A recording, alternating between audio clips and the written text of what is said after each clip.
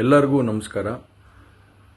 ಮೊದಲನೇದಾಗಿ ನನ್ನ ತಂದೆ ತಾಯಿಗೆ, ತಾತಂಗೆ ಹಾಗೂ ನನ್ನ ಕುಮಾರನಿಗೆ ಮತ್ತು ನಾಡಿನ ಜನತೆಗೆ ಹಾಗೂ ಎಲ್ಲ ನನ್ನ ಕಾರ್ಯಕರ್ತರಿಗೆ ಕ್ಷಮಾಪಣೆ ಕೇಳ್ತಾ, ನಾನು ಫಾರಿನಲ್ಲಿ ಎಲ್ಲಿದ್ದೀನಿ ಅಂತ ಸರಿಯಾಗಿ ಮಾಹಿತಿ ಕೊಡದೇ ಇರೋದಕ್ಕೆ ಇವತ್ತು ಮಾಹಿತಿ ಕೊಡೋದಕ್ಕೆ ಬಂದಿದ್ದೀನಿ.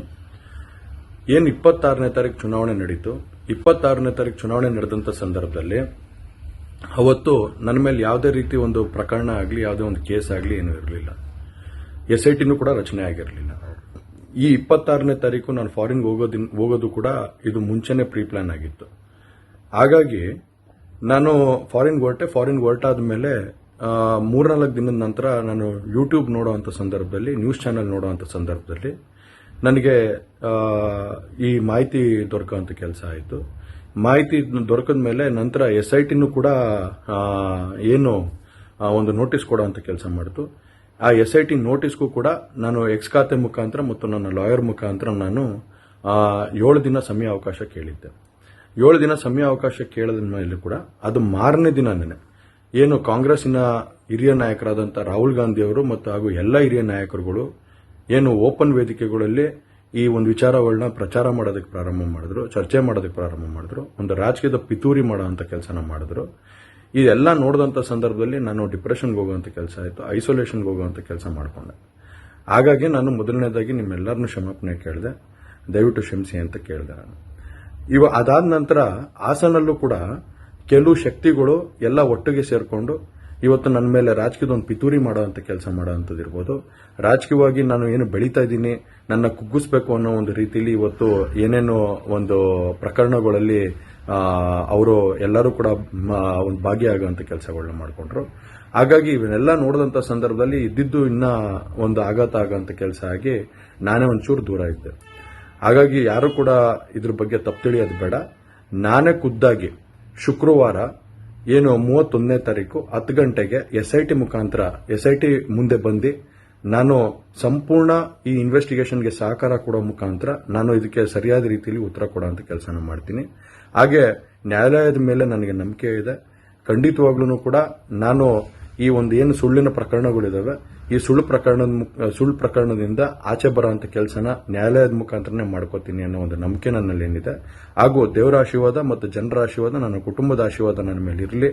ಖಂಡಿತವಾಗ್ಲೂ ನಾನು ಈ 31ನೇ ತಾರೀಕು ಶುಕ್ರವಾರ ನಾನು SIT ಮುಂದೆ ಬರ್ತೀನಿ. ಬಂದ ನಂತರ ನಾನು ಇದಕ್ಕೆಲ್ಲದಕ್ಕೂ ಕೂಡ ಇದಕ್ಕೆ ತಲೆ ಎಳೆಯುವಂಥ ಕೆಲಸನ ಮಾಡ್ತೀನಿ. ನನ್ನ ಮೇಲೆ ನಂಬಿಕೆ ಇರಲಿ ಅಂತ ಹೇಳಿ ನಿಮ್ನೆಲ್ಲರನ್ನೂ ಕೋರ್ತಾ ನಾನು ಧನ್ಯವಾದ ಹೇಳಕ್ಕೆ ಇಷ್ಟಪಡ್ತೀನಿ. ಧನ್ಯವಾದ. ಪ್ರಿಯ ವೀಕ್ಷಕರೇ ನಮಸ್ಕಾರ, ನಾನು ನಿಮ್ಮ ವೆಂಕಟೇಶ್. ನೋಡಿದ್ರಲ್ಲ ಪ್ರಜ್ವಲ್ ರೇವಣ್ಣ ಮಾತಾಡಿದ್ದು ವಿಡಿಯೋದಲ್ಲಿ. 31ನೇ ತಾರೀಕು SIT ಮುಂದೆ 10 ಗಂಟೆಗೆ ಹಾಜರಾಗುತ್ತೇನೆ. ಪಾಪ ಪ್ರಜ್ವಲ್ ಹೇಳ್ತಾನೆ, ಇಷ್ಟು ದಿನ ಏನ್ ಮಾಡ್ತಾ ಇದೀಯಪ್ಪ, ಎಲ್ಲಿದೀಯಪ್ಪ ಅಂತ ಅಂಗಲಾಚಿದ್ರು ಕುಮಾರಣ್ಣ, ದೇವೇಗೌಡರು, ಕ್ಯಾರೆ ಅನ್ನದ ಈ ಪುಣ್ಯಾತ್ಮ. Pen drive Prajwal. ಅರೆ ಏನಂತ ಹೇಳ್ತಾ ಇದ್ದೀರಾ ಅನ್ಕೊಂಡ್ಬಿಟ್ರ ಪ್ರಿಯ ವೀಕ್ಷಕರೇ. ಇವನ ಕಾಮ ಕೃತ್ಯಕ್ಕೆ ತುತ್ತಾಗಿರೋ ಮಹಿಳೆಯರು ಎಷ್ಟೋ ಪಾಪ ಬಡ ಅಮಾಯಕರ ಮಹಿಳೆಯರ ಜೀವ ತಿಂದು ತುತ್ತು ಮಾಡಿದ ಇವನು ನರಹಂತಕ ಪಾಪಿ ಕಾಮಿಷ್ಟ ಪ್ರಜ್ವಲ್.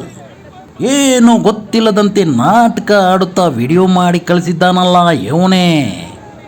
ಮಹಿಳೆ ಪಾಪ 60ರಿಂದ 70 ವಯಸ್ಸಾಗಿರೋ ಮಹಿಳೆ, ಬೇಡಪ್ಪ ನಾನು ನಿಮ್ಮ ಅಪ್ಪನಿಗೆ, ನಿಮ್ಮ ತಾತನಿಗೆ, ನಿಮ್ಮ ಕುಟುಂಬಕ್ಕೆ ಅನ್ನವನ್ನು ಬಡಿಸಿದ್ದೀನಿ, ನನ್ನ ಬಿಟ್ಟುಬಿಡಪ್ಪ ಅಂತ ಕೇಳಿದ್ರು. ಅಂಗ್ಲಾಚಿ ಕೇಳಿದ್ರು, ಕೈ ಕಾಲು ಮುಗಿತೀನಿ ಬಿಟ್ಬಿಡಪ್ಪ ಅಂತಂದ್ರು. ಬಿಡದ ಕಾಮಕ ಇವನು. ಅನ್ನ ಮಾಡಿ ಅನ್ನ ಬಡಿಸಿದ ತಾಯಿನೇ ಬಿಟ್ಟಿಲ್ಲ ಈ ಕಾಮಕ. ಇನ್ನು ಯಾರು ತಾನೇ ಬಿಡ್ತಾನೆ ಈ ಕಾಮಕ? ದೌರ್ಜನ್ಯದಿಂದ ಕಾಮ ದಾಹವನ್ನು ತೀರಿಸಿಕೊಂಡ ನಂತರ ಇವನು ಕೈಯಾರ ಆ ಮಹಿಳೆಯ ವಿಡಿಯೋವನ್ನು ತೆಗೆದುಕೊಂಡು ಮೊಬೈಲ್ನಲ್ಲಿ ಇಟ್ಕೊಂಡಿರುತ್ತಾನೆ. ಇವು ಅಲ್ಲದೆ ಸಾಕಷ್ಟು ಮಹಿಳೆಯರದು ವಿಡಿಯೋಗಳು ಮಾಡಿಕೊಂಡು ಮೊಬೈಲ್ನಲ್ಲಿ ಇಟ್ಕೊಂಡಿರುತ್ತಾನೆ ಈ ಪುಣ್ಯಾತ್ಮ ಕಾಮಿಕ. ಪ್ರಿಯ ವೀಕ್ಷಕರೇ, ಇದು ಏನೇ ಇರಲಿ, ಈ ಸ್ಟೋರಿಗಳನ್ನು ಕೇಳಿ ಕೇಳಿ ನಿಮಗೂ ಕಿವಿಗಳು ತೂತಾಗಿರಬಹುದು. ಇವನ ಕಾಮ ಕೃತ್ಯಗಳಿಗೆ ಬಲಿಯಾಗಿದ್ದ ಅದೆಷ್ಟು ಮಹಿಳೆಯರ ಜೀವ ತಗೊಳ್ಳೋ ಪರಿಸ್ಥಿತಿಗೆ ಬಂದ್ಬಿಟ್ಟಿದೆ ಇವನ ಕಾರಣದಿಂದ. ಆದರೂ ನಾಡಿನ ಜನತೆ, ದೇಶಾದ್ಯಂತ ಜನತೆ ಈ ಮಹಿಳೆಯರಿಗೆ ಬೆನ್ನೆಲುವಾಗಿ ನಿಲ್ಲುತ್ತಾರೆ ಎನ್ನುವ ಆಶೆ ನನಗೂ ಎದ್ದು ಕಾಣುತ್ತಿದೆ. ಪ್ರಜ್ವಲ್ ರೇವಣ್ಣ ಹೇಳುವುದೇ ರಾಜಕೀಯ ಷಡ್ಯಂತ್ರಗಳು ಕೃತ್ಯಗಳು ನನ್ನ ಮೇಲೆ ಜೋರಾಗಿ ನಡೆದು ಬಿಟ್ಟಿದ್ದಾವೆ ಎನ್ನೋ ಮಾತು ಹೇಳುತ್ತಿದ್ದಾನೆ. ಆಯ್ತಪ್ಪ ಪ್ರಜ್ವಲ್, ನಿನ್ನ ಮೇಲೆ ರಾಜಕೀಯ ಷಡ್ಯಂತ್ರಗಳೇ ನಡೆದು ಬಿಟ್ಟಿದ್ದಾವೆ, ಕೃತ್ಯಗಳು ನಡೆದು ಬಿಟ್ಟಿದ್ದಾವೆ, ದ್ವೇಷ ರಾಜಕಾರಣ ನಡೀತಿದೆ. ಹಾಗಾದ್ರೆ ನೀನ್ ಯಾಕಪ್ಪ ವಿದೇಶಕ್ಕೆ ಓಡೋಗಿದ್ದು? ನನ್ನ ಪೆನ್ ಡ್ರೈವ್ ಬಟ್ಟ ಬಯಲು ಆದ ಕೂಡಲೇ ನೀನು ವಿದೇಶಕ್ಕೆ ಓಡೋಗ್ಬಿಟ್ಟೆ. ಆದರೆ ಇಲ್ಲಿ ನಡೆದಿದ್ದೇ ಬೇರೆ. ದೇವರಾಜೇಗೌಡರು ಪೆನ್ ಡ್ರೈವ್ ಮಾಡಿ DK ಶಿವಕುಮಾರ್ಗೆ ಕೊಟ್ಟರು. 100 ಕೋಟಿಗೆ ಮಾತುಕತೆ ನಡೀತು ಅನ್ನೋದು ದೇವರಾಜೇಗೌಡರೇ ಹೇಳಿದ್ದಾರೆ. ಹಾಗಾದ್ರೆ ಕಾರ್ತಿಕ್ ಗೌಡ ದೇವರಾಜೇಗೌಡರು ಮತ್ತೆ ಸೇರಿ ಪೆನ್ ಡ್ರೈವ್ ಸೇಲ್ ಮಾಡಿದ್ರ? ಹಾಗಾದ್ರೆ ನೋಡಿ ಪ್ರಜ್ವಲ್, ನಿಮ್ಮ ಪೆನ್ ಡ್ರೈವ್ ಎಷ್ಟಕ್ಕೆ ಸೇಲ್ ಆಗಿರ್ಲಿ, ಅದ್ಯಾರೇ ಸೇಲ್ ಮಾಡಿರ್ಲಿ, ಅದಕ್ಕಂತಾನೆ ಕಾನೂನು ನಿಯಮಗಳು ಒಳಗೊಂಡಿದ್ದಾವೆ. ನೀನು ಯಾಕೆ ವಿದೇಶಕ್ಕೆ ಹೋದೆ? ನಾನು ಇಷ್ಟಕ್ಕೆ ಸುಮ್ಮನೆ ಬಿಡೋದಿಲ್ಲ. ಕುಮಾರಣ್ಣ ದೇವೇಗೌಡರು ಬಡ ರೈತ ಜನಸಾಮಾನ್ಯರ ಮಧ್ಯೆ ಬೆಳೆದಿರುವಂತ ಅವರ ಪಕ್ಷಕ್ಕೆ ಅವರಿಗೆ ದ್ರೋಹ ಮಾಡಿದ್ದೀರಾ.